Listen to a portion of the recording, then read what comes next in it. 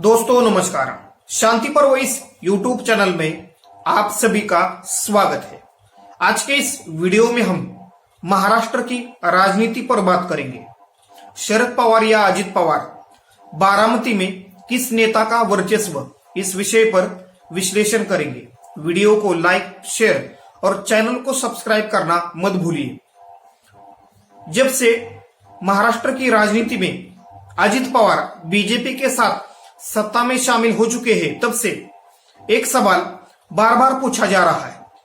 शरद पवार जी की राजनीतिक ताकत कम हो गई है और खासतौर पर बारामती लोकसभा सीट पर आने वाले चुनावों में सुप्रिया सुले जी का जीतना लगभग नामुमकिन दिख रहा है।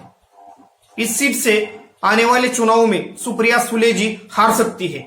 उनके खिलाफ अजित पवार गुट अपना उम्मीदवार खड़ा कर सकता है।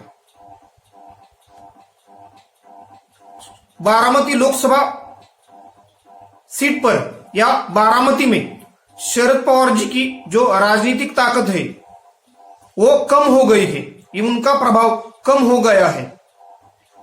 देवेंद्र फडणवीस जी की जो राजनीतिक चाल है या दांवपेच है, उसमें शरद पवार पूरी तरह से अपने होम ग्राउंड पर ही फंस गए हैं या उनको घेरा गया है। लेकिन क्या सच में बारामती लोकसभा सीट हो या बारामती तहसील हो, उसमें जमीनी हालात यही है? इस पर हम आज के वीडियो में विश्लेषण करेंगे। वीडियो को लाइक, शेयर और चैनल को सब्सक्राइब करना मत भूलिए। कुछ दिन पहले महाराष्ट्र में ग्राम पंचायत के चुनाव हुए। बारामती तहसील से लगभग 31 ग्राम पंचायत में चुनाव हुए। उसमें से लगभग 29 ग्राम पंचायत में अजित पवार गुट ने अपने सरपंच के उम्मीदवार जीत लिए, या 29 ग्राम पंचायत अजित पवार गुट के पक्ष में चली गई। इससे ये बात चर्चा में आ गई कि बारामती में शरद पवार जी का वर्चस्व खत्म हो चुका है। अजित पवार जी ने बारामती में शरद पवार जी का वर्चस्व खत्म कर दिया है। लेकिन हम जब जमीनी हालात देखें तो ये इससे विपरीत नजर आते हैं। यानी जमीनी स्तर पर अभी भी बारामती लोकसभा सीट हो या बारामती तहसील हो, उसमें शरद पवार जी का दबदबा बरकरार है। जब बारामती ग्राम पंचायत के चुनाव, बारामती तहसील के ग्राम पंचायत के चुनाव के रिजल्ट अनाउंस हुए, उसके बाद जब सरपंच पद के उम्मीदवार हो जो जीत कर आए या ग्राम पंचायत सदस्य जो जीत कर आए, उनसे अलग अलग मीडिया चैनल द्वारा या टेलीविजन मीडिया द्वारा सवाल पूछे गए कि आप किस गुट के हैं, या जीत के बाद आपको क्या कहना है। तब उन सभी सरपंच उम्मीदवार हो या लगभग सभी ग्राम पंचायत उम्मीदवारों ने चुनकर आने के बाद शरद पवार, सुप्रिया सुले जी और अजित पवार जी का नाम लेकर हम उनके मार्गदर्शन में काम करते रहेंगे और उनके मार्गदर्शन में ही हम चुनकर आए हैं। आने वाले दिनों में शरद पवार और अजित पवार फिर से एक साथ आ सकते हैं, ऐसी उम्मीद भी उन्होंने जताई। बारामती लोकसभा सीट पर हमेशा यानी लगभग 30-35 सालों से शरद पवार जी का दबदबा रहा है। शरद पवार खुद इस सीट से चुनकर गए हैं। उसके बाद सुप्रिया सुले जी 2009 से इस सीट पर सांसद के रूप में चुनकर आती है। बारामती विधानसभा क्षेत्र से सुप्रिया सुले जी को जबरदस्त बढ़त हमेशा लोकसभा चुनावों में मिलती है, लेकिन जब से अजित पवार बीजेपी के साथ चले गए हैं, ये चर्चा जोर पकड़ रही है कि सुप्रिया सुले जी का आने वाले चुनाव में लीड कम हो सकता है। लेकिन जब हम जमीनी स्तर पर लोगों की राय देखते हैं या अब तक का जो बारामती लोकसभा सीट हो या बारामती तहसील का जो चुनावी माहौल है, उसमें बारामती में जब विधानसभा चुनाव आते हैं तब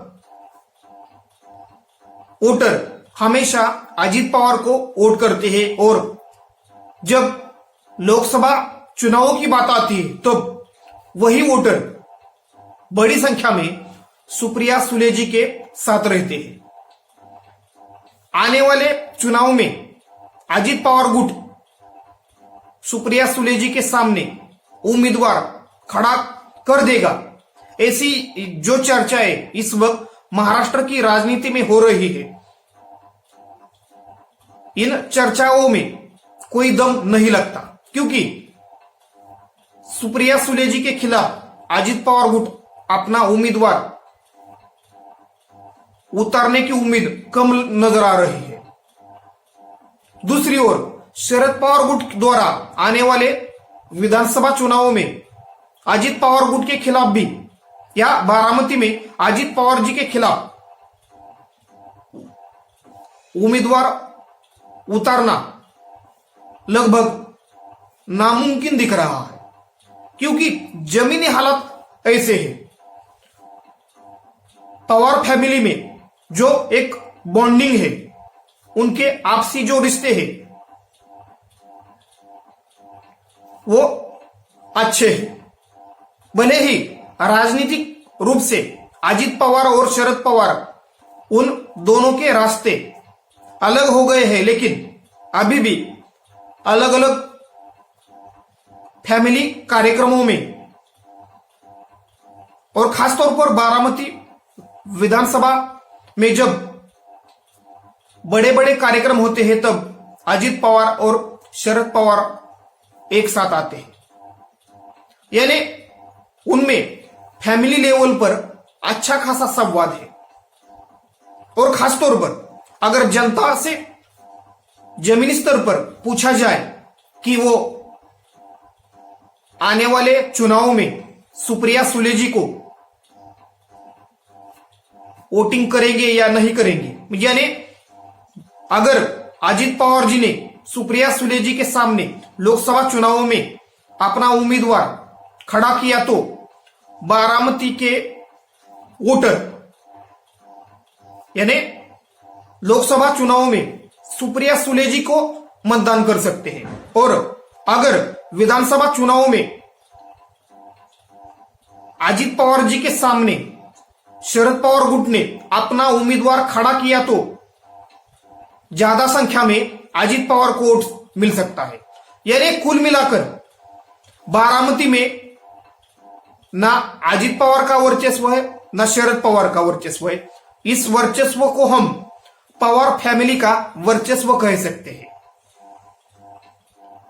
यानी इस वक्त जो चर्चाएं महाराष्ट्र की राजनीति में हो रही है कि आने वाले चुनाव में बारामती लोकसभा सीट पर सुप्रिया सुले जी हार सकती है या उनकी मुश्किल बढ़ सकती है, उनको अजित पवार गुट की तरफ से चुनौती दी जा सकती है। शरद पवार जी का बारामती में और बारामती लोकसभा में प्रभाव कम हुआ है, ऐसी जो चर्चाएं हो रही है। और खासतौर पर महाराष्ट्र में बीजेपी के नेता और चाणक्य माने जाने वाले देवेंद्र फडणवीस जी के राजनीतिक दावपेच में शरद पवार पूरी तरह से फंस गए हैं। अपने गढ़ में ही देवेंद्र फडणवीस जी ने शरद पवार को फंसाया है, ऐसी जो चर्चाएं हो रही है वो जमीनी हालात को देखते हुए उन चर्चाओं को हमें खारिज कर देना चाहिए। यानी जमीनी स्तर के हालात इससे विपरीत है। जब विधानसभा का चुनाव होता है तब बारामती तहसील के लोग या बारामती लोग विधानसभा के लोग अजित पवार के साथ रहेंगे और जब लोकसभा का चुनाव होगा तब बारामती लोकसभा सीट से या बारामती तहसील से या बारामती विधानसभा सीट से ज्यादातर वोटर सुप्रिया सुले जी के साथ रहेंगे।